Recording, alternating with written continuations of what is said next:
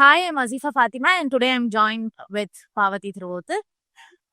So, Pavati, we all know that you have a very active presence on social media where you engage with people in many things, especially on journaling, mindfulness, being present, and everything. And I have two questions here. One is that why is it that important to you? What makes it that important to you that you want others to experience it? And the second thing is in a competitive field such as this, like why is it important to take a step back and see what's happening? I I don't think of it as a. I'll answer the second question first.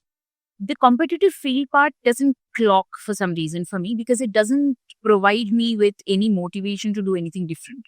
The competitive part of it is an aspect that I have to endure, that I have to actually, if anything, it is information that I get, like data points that I get for my work. Human interactions and human dynamics within the competitive field becomes actually a study material for me.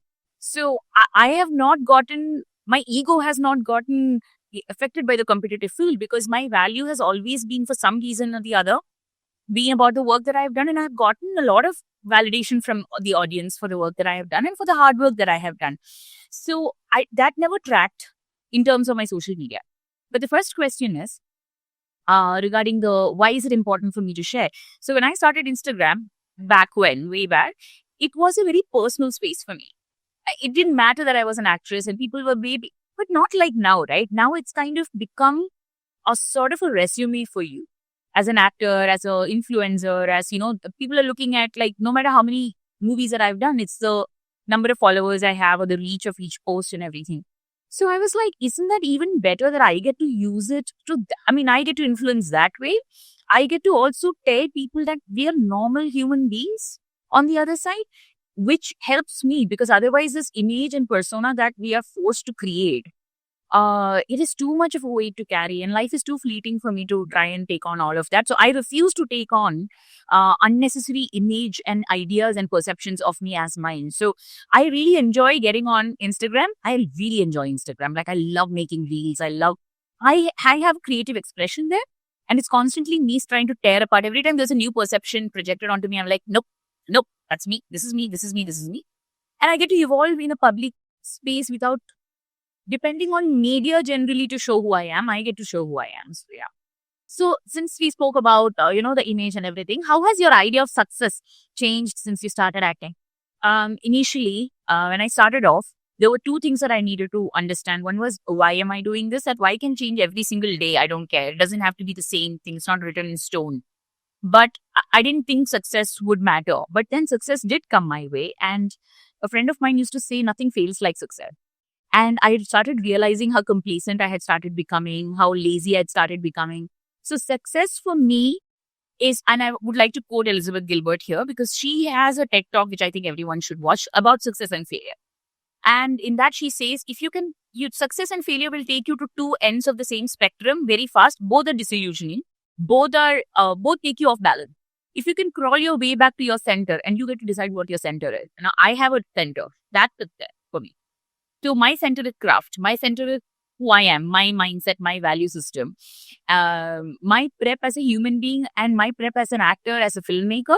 I get to come back to that. Then I'm personally a successful person. Now, success in the industry is changing every single day. Initially, it used to be box office. Now it's about how many people like you. And I realize I have no control over any of that. I can probably test the waters and see what's going on, but I don't rely on that success to validate who I am. So that's my center is my success. And in your workplace or on a set, like, what are the moments or a moment that makes you think like, this is why I'm doing this? We all have those moments when we are doing our work. So any such, there's so many, but one of the things that I love about cinema, much like many other workplace you might find, is that there are some very odd moments where you sort of connect with your director, actor, cinematographer, sometimes focus puller, sometimes a person who's holding the light, that you see them getting impacted by the moment. And not because of my performance, but because of the moment that's being created. And suddenly we all feel too human at that moment, too vulnerable. And we are a set of strangers feeling vulnerable together on set, trying to create something that's a figment of someone's imagination.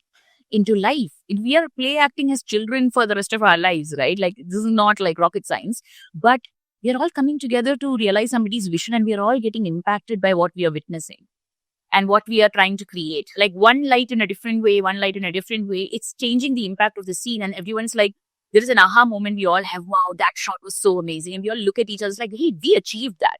There's a collective gasp. And I find that in theater also. When we watch certain good movies, the entire theater collectively gasps, collectively cry. And in that is a lesson on staying true to what the sense of community is.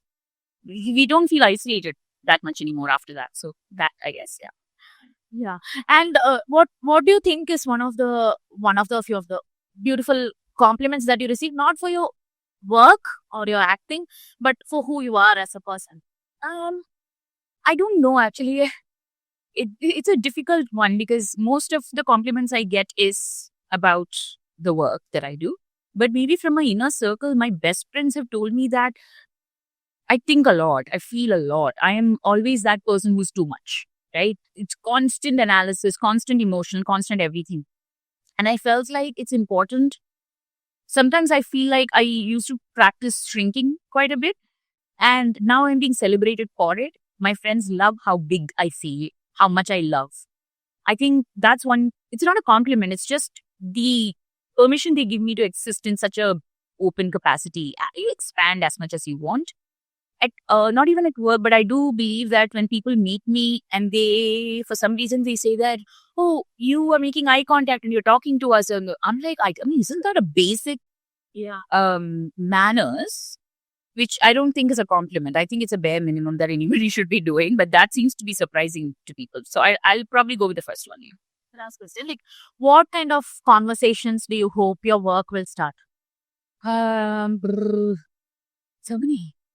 I hope my work, not what I'm speaking about, not the interviews I give, my work, I hope, gets to represent all kinds of flawed human beings. I hope I get a chance to fail also at my work so that people can see that that's not the worst thing that can happen. At least you tried, you keep trying.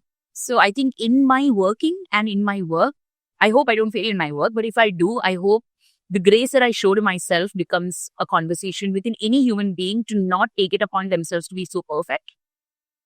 And I guess there's no such thing called perfect feminism. So I hope to break that all the time as well. Thank you. Thank you.